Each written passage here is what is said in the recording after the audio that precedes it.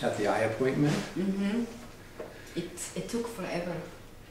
The eye appointment did? Yeah. took almost 2 hours. And after that I got really tired and I was off. I was just... Mm-hmm. So you can look at who got really tired Mm-hmm. and was off. You know, that's kind of an interesting aspect. Sometimes the body gets really tired and it needs a rest. Yeah. But then also sometimes the brain gets tired, or it thinks it gets tired, and says, I need a rest, I don't want to do this anymore. Just to know that, in between, what's the difference between the two? Well, the body can get tired. Mm-hmm. And it'll affect the brain a certain way, whatever mood it happens to be in. It could be impatient, it could be stressed out, okay. And then there's Helen, okay. There's a difference between Helen's body being tired, and the brain thinking its body is tired, and maybe it's impatient with it, or it wants to stop what it thinks it's doing. See, it still thinks that your body is its body. Right. So even if the body's tired, there's the brain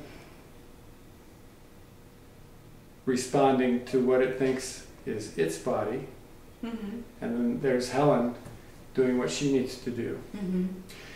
If Helen's body is tired, then Helen will need to do what she needs to do about her tired body, whether she just finishes the appointment and everything is in order, but the body is still tired, or if she feels she needs to go home, take a nap, that's fine, because that's Helen doing it.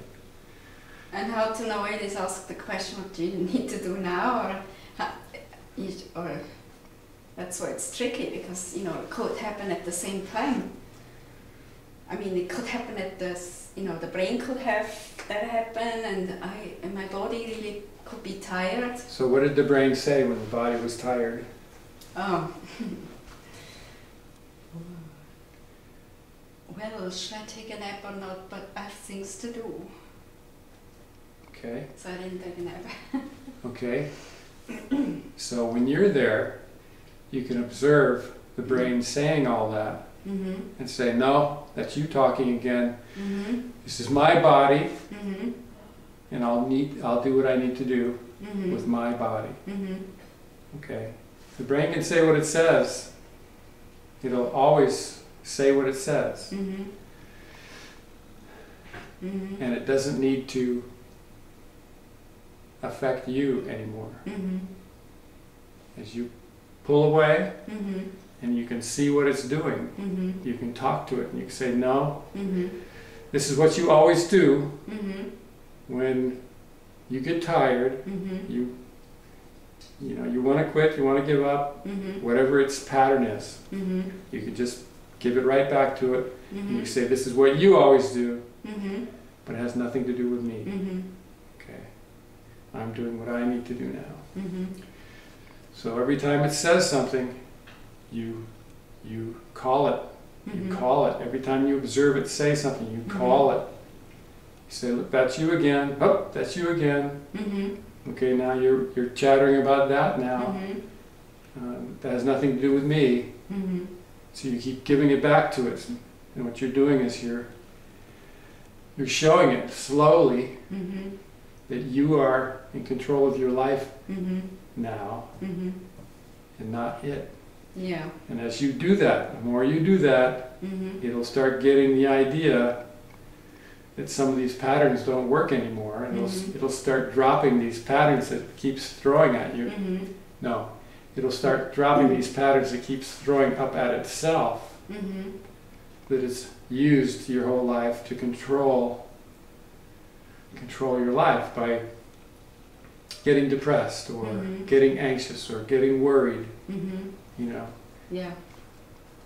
When it's in that anxious or worried or depressed state, where are you? So it's always used that. It's always used those patterns to stay in control, to stay on your shoulder. Yeah. When you came up to when you're with people who are playing out their patterns, it seems like the brain can get also catch on those people's brains and throw itself out of just it's kind of an energy just connecting, the brain connects in with the other brain energy, and then staying centered can be a challenge. Yeah, because all the brains basically are the same. Everybody's brain basically has been trained the same way, basically in all different cultures. They're all programmed basically the same way, so they recognize each other. Everybody recognizes like hatred, or anger, or they recognize the signs of all the patterns that they've learned, or that they have, and so it's easy for one brain to get absorbed in another because it's the same pattern. If that's what's happening. If the same patterning is happening in one brain, then the other will recognize it and their pattern will come out to mimic. So they'll be mimicking each other's pattern, and they'll be making a stew or the same stew in a different. Each one's got a different head on its shoulder. Or they have a certain perception about someone. I like this person, I dislike this person, and a whole storyline about that, and has nothing to do with that person. The real person has nothing to do with that. It's just something that the brain is doing. It's just a subject. It's just become a subject for the brain to chatter on about. So, as you see these things happen, as you see the brain start to chatter, you can talk to it, look at it, talk to it, and when you talk to it, you can pull away, you can separate.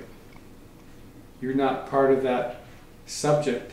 You're not that subject. The brain is the one who has the subject of the person that it doesn't like or doesn't approve of. Or likes, even likes, oh, this is a great person, it's better than me, or so I love this person, they're going to save me, whatever, it just goes on. Yeah. What would you recommend? Let's see, you cannot talk to the brain while you're having a conversation with that person. So what do you do in that case? So, sometimes you need to talk to the brain when you can't talk out loud, right? Or when you're involved in some activity. Okay. So